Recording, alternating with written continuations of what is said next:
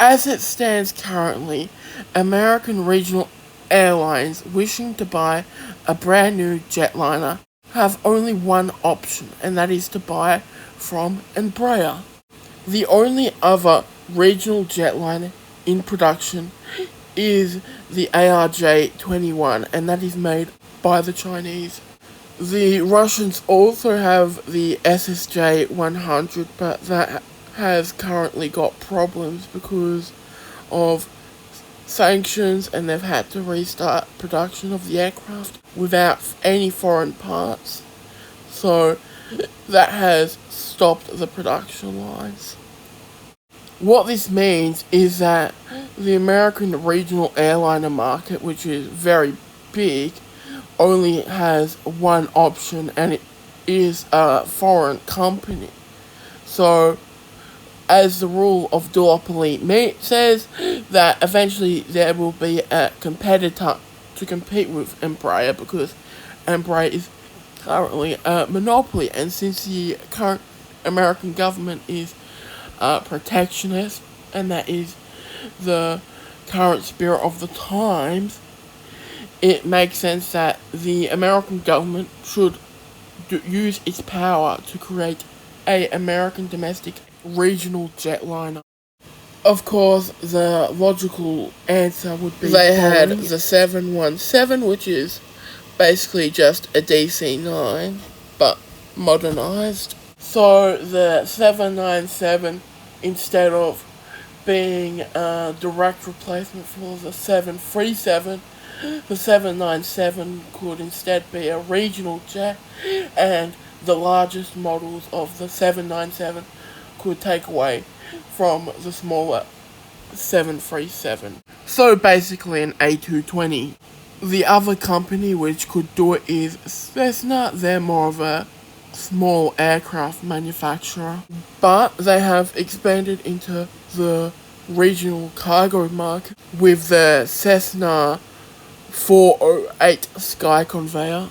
So Cessna isn't afraid to launch new aircraft. They also manufacture a business jet, the Cessna Citation, which over the decades keeps on getting bigger and bigger and bigger. So Cessna, just like Bombardier, was able to jump from the Challenger business jet to the Canada regional jet, could use technologies from its own business jet to create a regional jet airliner, especially with government support. The Embraer E-Jet practically has a monopoly over the regional jet market in America. As such, there will inevitably be a competitor to its monopoly, because the aircraft industry is naturally a duopoly. Ever since Bombardier has left the jet market, the only competition has been the Chinese and Russians. It's in Donald Trump's interest to make sure that the future competitor of the E-Jet is American made, because when Bombardier left the aircraft market, just like there is Airbus and Boeing, there was Bombardier and Embraer. So unless an airline wants to use a propeller aircraft, the only scopes capable aircraft is the Brazilian manufactured Embraer E-Jet.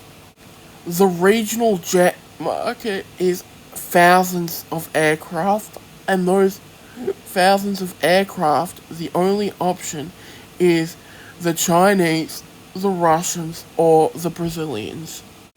This is why I think one of the most effective things Donald J. Trump can do as President of the United States regarding the aircraft industry is calling a meeting between all the big bosses of all the aerospace industries and all the airlines, and working out what America is going to do and how they are going to deliver a regional jetliner, because it's something that should be done in terms of what is best for the American aircraft industry, and I think America should make a regional jet airline. The spot in the market is open. However, That said, it is very difficult. For example, in the last 30 years, many companies have tried and most of them have failed. For example, look at Mitsubishi Aviation. The Japanese failed. Also look at the Canadians. After the C Series debacle, Bombardier stopped making aircraft. So entering the regional jet airliner market is easier said than done. But I think Donald Trump can do it. I think the Americans can produce a successful regional jet airliner.